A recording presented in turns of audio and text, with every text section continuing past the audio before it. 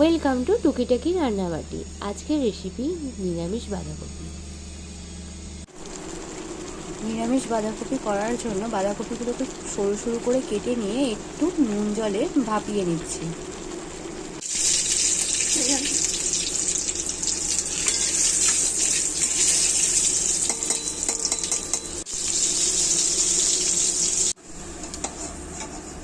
ভেজে নেওয়া আলুগুলো তুলে নিলাম।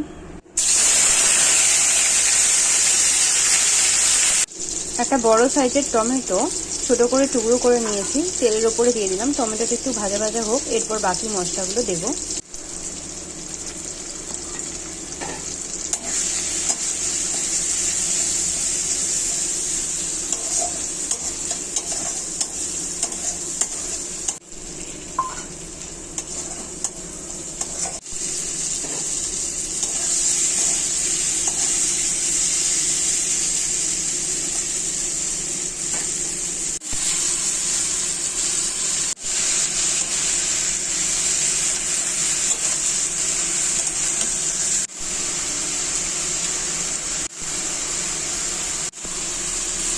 এবার আমি একটু চাপা দিয়ে দেব।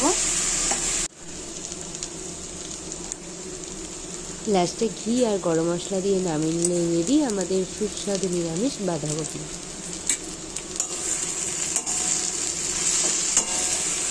কেমন লাগলো অবশ্যই জানিও।